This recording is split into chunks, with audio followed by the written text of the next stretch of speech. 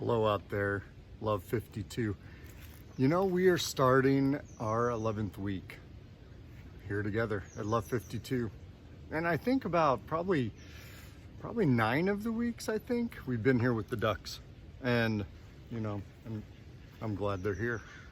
Hopefully they're not too loud on the video. They get noisy, but it's just nice being out here, you know, kind of amongst nature. So hopefully you like this setting. I enjoy it. You know, Love 52 is about spreading love. I think I've made that clear. I hope so. I mean, that's the goal, is for us to be able to simplify and clarify and spread love. You know, and here we've talked about, and I've shared with you my kind of idea, my definition of love. You know, and it starts, as we've been talking the last couple of weeks, it starts up here. It starts with identifying, recognizing that whoever I'm loving, that person is important to me. It could be a stranger who I have a 5-second interaction with, maybe a 30-second or 5-minute interaction with. You know, I say that person is important to me at that moment. That's where it begins, up here. And then, because the person is important, we give interest, time, energy, and attention. ITEA, right? Like making a PB&J. A lot of times, you know, I've got agendas. This happens at my office. You know, I might be having a group of guys or a group of people. I go in to provide group therapy or group sessions or family sessions, and I've got an agenda. I've got an idea of where I'm going to head with things. But life happens, and things happen in people's lives, and so I let that dictate from time to time where we go. That's kind of what's been happening here at Love 52. You know, the goal, I get an agenda, I'm heading in a direction, I've got a plan, you know, but life happens, and there's so much tension. There's a lot of hate out there right now. There always has been, but it's just so prevalent and it's so visible. There's hate, there's tension, there's anger, there's animosity, there's all this just negative emotion, all this negative energy, right? That we are the people.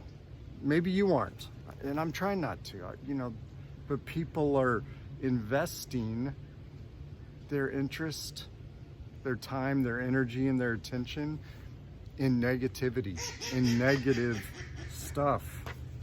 And it just doesn't help. It doesn't help. If I do that, it doesn't help my environment.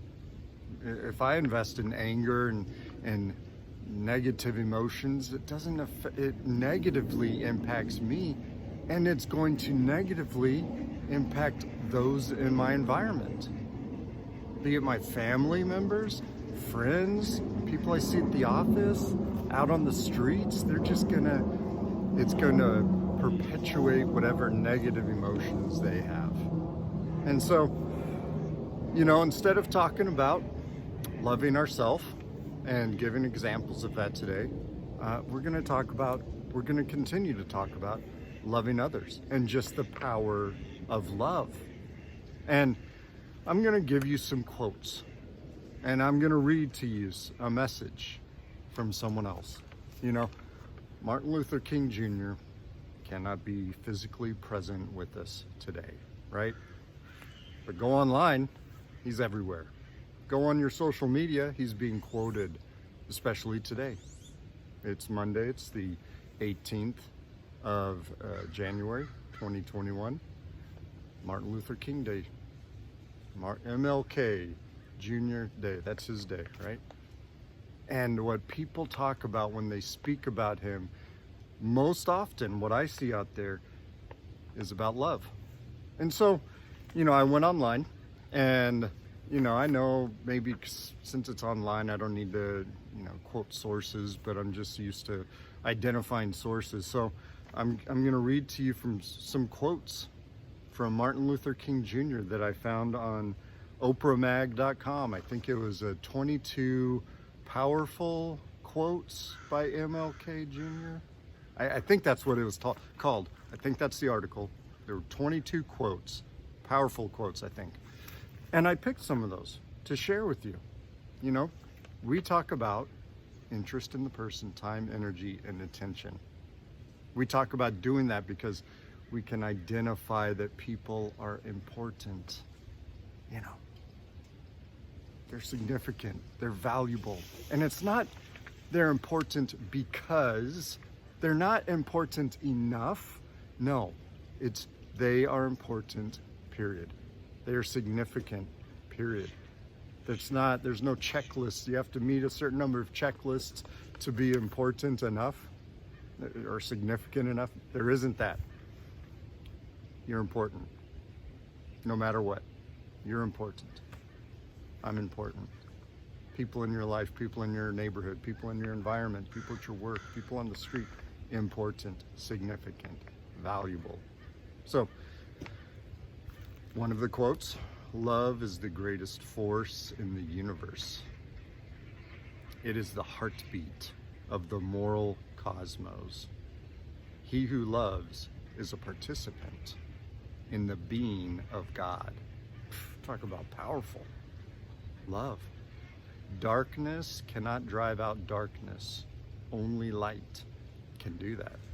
Hate cannot drive out hate. Only love can do that. Hate is too great a burden to bear. I have decided to love. We've talked here about resentment, about forgiveness. You know, that interferes with our ability to love. And the mantra, we choose to love. Knowing that that's what he's decided, I think we're onto a good path. I think we're making some right decisions if we're doing like him. I know that love is ultimately the only answer to mankind's problems. That's pretty great, isn't it? There's some quotes about love. And here, Love 52, it's about love and spreading love. And you know, when I read these quotes, I think, okay, we're doing things not properly, but we're doing things that can be helpful. You know, he had an agenda, and I think our agenda is similar to his. I think that, man, Love 52 and following in the footsteps of Martin Luther King Jr., I think that's a pretty good thing. Now then, I'm wanting to share with you part of a sermon that he wrote that kind of, it's what we're about. And reading it, these great words and profound and articulate, to know that we're on this path, I'm happy to know it. I'm so glad to be a part of it. You know, so this is from kinginstitute.stanford.edu. That's where I got this. So thank you to Miss Winfrey for the magazine and where I got those quotes, and thank you for the Institute for this portion of a sermon. See, in the sermon, he's talking, Martin Luther King Jr., Mr. King was talking about levels of love, different levels of love. We've talked about there's different styles of love, there's different kinds of love, you know, and he where he talks about levels of love, that's kind of where we talk about different kinds of love. And so you'll see, you'll see identifying people as important.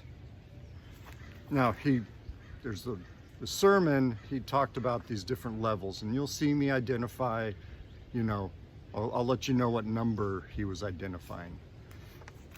He says, let me rush on to the point which is explained by the Greek word agape. Agape is higher than all the things I have talked about. Why is it higher? Because it is unmotivated, it is spontaneous, it is overflowing. It seeks nothing in return. It is motivated by some quality. It is not motivated by some quality in the object. Utilitarian love is motivated by a quality in the object, namely the object's usefulness to him. Romantic love is motivated by some quality in the object, maybe the beauty of the object or the quality that moves the individual. A mother's love is motivated by the fact that this is her child, something in the object before her. Move on up to friendship. It is motivated by the quality of the friendliness and that quality of concern that is mutual. Go on up to humanity. Humanitarian love. It is motivated by something within the object, namely a divine spark, namely something sacred about human personality. But when we rise to agape love, to Christian love, it is higher than all of this. It becomes the love of God operating in the human heart. The greatness of it is that you love every man, not for your sake, but for his sake. And you love every man because God loves him. And so it becomes all-inclusive. The person may be ugly, or the person may be beautiful. The person may be tall, or the person may be short. The person may be light, or the person may be dark. The person may be rich, or the person may be poor. The person may be up and in. The person may be down and out. The person may be white. The person may be black. The person may be Jew. The person may be Gentile. The person may be Catholic. The person may be Protestant. In other words, you come to the point of loving every man and become an all-inclusive love. It is the love of God operating in the heart, in the human heart. And it comes to the point that you even love the enemy. You know, you talked about it. We're talking about it. You know, if we can continue something that started well before us. Look, I didn't create love. I didn't invent it. I didn't invent the idea or create the idea that we should love everybody. No, that was well before me. That was well before you. We're just choosing to continue it, to perpetuate it, to shred it, not, to spread it. And so let's just continue doing that. Love others. Love yourself. Make them a PBJ. Make yourself a PBJ. It's about idea. Spreading idea. Because you're important. I'm important. You're significant. The person next to you is significant. Everyone you know is. So let's just continue spreading it. All right? Have a great day or week or whatever time you're watching this. I don't know. But I hope you're loving. Because it affects us. It affects my attitude. It affects my mood. And if I'm in a positive mood or attitude, I'm going to share that with other people. My wife and I were at the store yesterday doing something. Spent some time with this guy at the phone place. So we were there a while. You could probably guess. Getting things up fixed and whatnot. And we just had a great time loving this guy. We were sharing time, interest, energy, and attention. And him, Itea. I know I said it out of order there, but that's okay. We were sharing that with him. And next to us, there were some people who were angry and very upset and spreading their negative emotion, and well, I felt for the guy who was helping them. But it got a little more peaceful as time went on, and we were just glad to be able to spread love with people we didn't even know. I share that with you because everywhere you go, if you leave the house, you will have opportunities of spreading love. Spread it. That's the word, love. Spread it. I'll talk to you in a couple days during the midweek. I'll see you then. Say bye to the ducks. Bye-bye.